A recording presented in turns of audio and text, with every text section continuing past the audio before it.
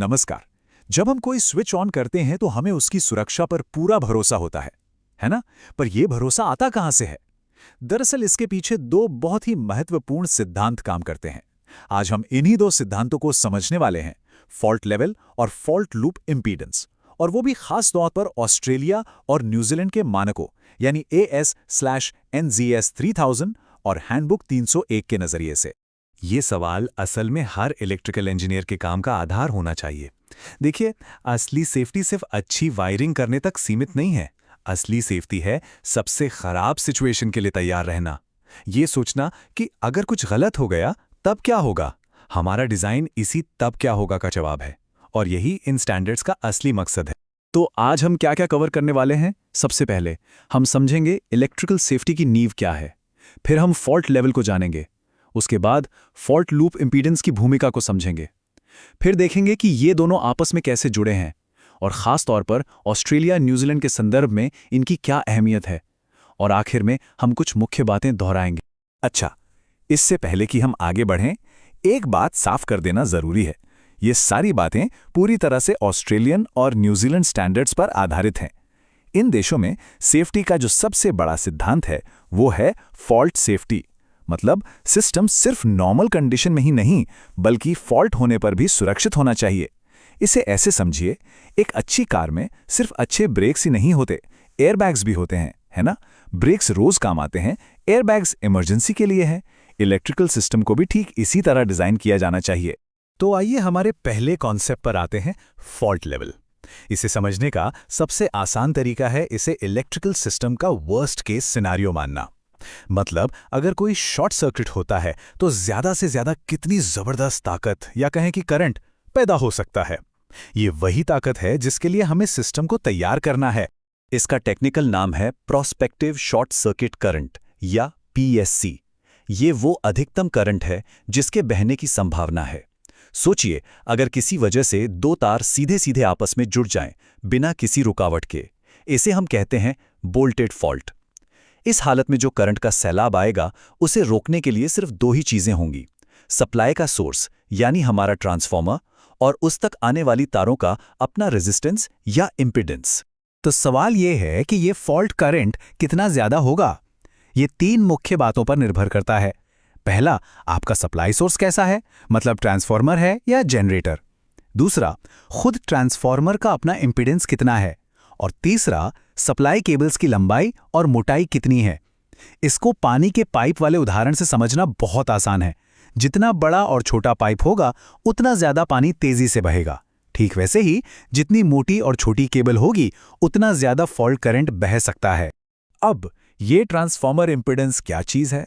इसे अक्सर 1% यानी परसेंटेज में दिखाया जाता है। आसान भाषा में कहें तो ये ट्रांसफार्मर की अपनी अंदरूनी रुकावट है, और नियम यह है कि जितना कम ये परसेंटेज होगा उतना ही ज्यादा फॉल्ट करंट वो ट्रांसफार्मर दे सकता है। ये एक स्टैंडर्ड तरीका है जिससे इंजीनियर्स को कैलकुलेशन करने में आसानी होती है। तो हम इतनी मेहनत करके ये सब कैलकुलेट क्यों कर रहे हैं? क्योंकि यही फॉल्ट लेवल तय करेगा कि आपके स्विच गियर और सर्किट ब्रेकर कितने मजबूत होने चाहिए। सोचिए, अगर आपके सिस्टम में 20 किलो एम्पियर का फॉल्ट करंट आ सकता है और आपने जो सर्किट ब्रेकर लगाया है वो सिर्फ 10 किलो एम्पियर झेल सकता है, तो क्या होगा? फॉल्ट होने पर वो ब्रेकर धमाके के साथ फट सकता है। ये एक बहुत ही खतरनाक सिचुएशन है। इसीलिए फॉल्ट लेवल को जानना एक सेफ डिजाइन के लिए पहला और सबसे जरूरी कदम है। चलिए अब बात करते हैं हमारे दूसरे हीरो की, फॉल्ट लूप इम्पीडेंस। अगर फॉल्ट लेवल सिस्टम की ताकत के बारे में था तो फॉल्ट लूप इम्पीडेंस सिस्टम के रिफ्लेक्स या उसकी फुर्ती के बारे में है। ये इस बात को पक्का करता है कि जैसे ही कोई फॉल्ट हो सिस्टम फौरन हरकत में आए और सप्लाई काट दे। देखिए, जब कोई अर्थ फॉल्ट होता है तो करंट एक पूरा चक्कर लगाकर वापस सोर्स तक पहुंचता है। ये एक पूरा लूप बनाता है। ये एक्टिव कंडक्टर से शुरू होता है, फिर फॉल्ट वाली जगह से होता हुआ प्रोटेक्टिव अर्थिंग यानी P कंडक्टर में जाता है। वहां से मेन अर्थेड न्यूट्रल या MEN लिंक तक पहुंचता है और फिर न्यूट्रल कंडक्टर के जरिए वापस सोर्स में चला जाता है। इसी पूरे रास्ते की कुल रुकावट यानी इम्पीडेंस को ही हम फॉल्ट लूप इम्पीडेंस कहते हैं। तो इस पूरे लूप का मकसद क्या है? इसका मकसद है अलार्म बजाना। हम ये चाहते हैं कि फॉल्ट होने पर इस लूप में इतना ज्यादा करंट बहे कि वो सर्किट ब्रेकर के लिए एक अलार्म का काम करे। उसे बताएं कि खतरा है, फौरन सप्लाई बंद करो, और यह सब बहुत बहुत तेजी से होना चाहिए। इसी प्रोसेस को ऑटोमेटिक डिस्कनेक्शन ऑफ सप्लाई यानी एडीएस कहते हैं। पर यह तेजी से का मतलब कितना तेज है? AS/ZNS 3000 स्टैंडर्ड इस मामले में बहुत सख्त है। जैसे हमारे घरों के सॉकेट आउटलेट वाले सर्किट्स के लिए सप्लाई को सिर्फ 0.4 सेकंड के अंदर अंदर कट जाना चाहिए। सोचिए जरा, 0.4 सेकंड, हमारी पलक झपकने से भी कम वक्त, और यही तेजी किसी की जान बचाने के लिए काफी है।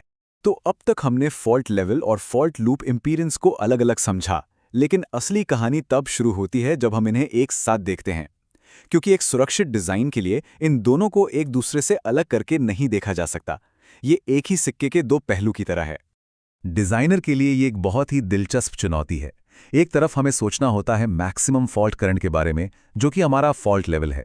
हमें ये पक्का करना है कि हमारे उपकरण इस जबरदस्त ताकत को झेल पाएं। और दूसरी तरफ हमें सोचना होता है मिनिमम फॉल्ट करंट के बारे में।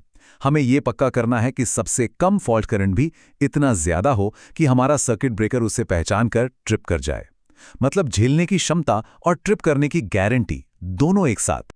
और अगर इस संतुलन को ना समझा जाए तो डिजाइन में बहुत बड़ी गलतियां हो सकती हैं।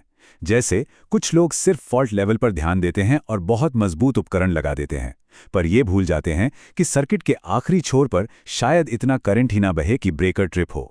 वहीं कुछ लोग सिर्फ लूप इंपीडेंस चेक करते हैं और ये देखना भूल जाते हैं कि उनका ब्रेकर सोर्स के पास होने वाले एक बड़े फॉल्ट को झेल भी पाएगा या नहीं।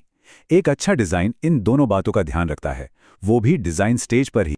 तो चलिए अब थ्योरी से थोड़ा हटकर बात करते हैं कि ऑस्ट्रेलिया और न्यूजीलैंड में एक प्रोफेशनल इंजीनियर के लिए इन सब बातों का असल में क्या मतलब है।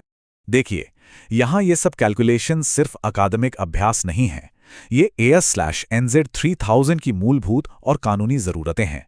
जब एक डिजाइनर अपने डिजाइन पर साइन करता है तो वो इस बात की जिम्मेदारी लेता है कि डिजाइन इन नियमों का पालन करता है। ये सिर्फ बेस्ट प्रैक्टिस नहीं है, ये एक प्रोफेशनल ड्यूटी है। और अगर आप ऑस्ट्रेलिया या न्यूजीलैंड में काम करने की सोच रहे हैं तो ये ज्ञान आपके लिए बेहद जरूरी है। तो आइए अब तक की हमारी सारी बातचीत का सार निकालते हैं और उन सबसे जरूरी बातों पर एक नजर डालते हैं जो हमें याद रखनी है। शायद आज की सबसे बड़ी सीख यही है, इलेक्ट्रिकल सेफ्टी कोई तुक्का नहीं है, ये किस्मत से नहीं मिलती। इसे बहुत ही सोच समझकर सावधानी से डिजाइन किया जाता है। ये हर पहलू पर गौर करने और सबसे खराब सिचुएशन के लिए तैयारी करने का नतीजा है। तो हमेशा याद रखें, फॉल्ट लेवल हमें बताता है कि सिस्टम को कितनी ताकत झेलनी है। फॉल्ट लूप इंपीडेंस ये तय करता है कि सिस्टम कितनी फुर्ती से जवाब देगा। एक ट्रूली सेफ सिस्टम के लिए इन दोनों के बीच सही बैलेंस होना जरूरी है। और हैंडबुक HB 301 वो गाइड है जो इंजीनियर्स को ये बैलेंस हासिल करने में मदद करती है। और आखिर में बस यही कहना है कि ऑस्ट्रेलिया और न्यूजीलैंड में सुरक्षित इलेक्ट्रिकल इंस्टॉलेशन की नींव सही डिजाइन से रखी जाती है। साइट पर तो सिर्फ उस डिजाइन को हकीकत में बदला जाता है। इन सिद्धांतों को समझना ही एक अच्छे और जिम्मेदार इंजीनियर की पहचान है। हमारे साथ जुड़ने के लिए आपका बहुत बहुत धन्यवाद।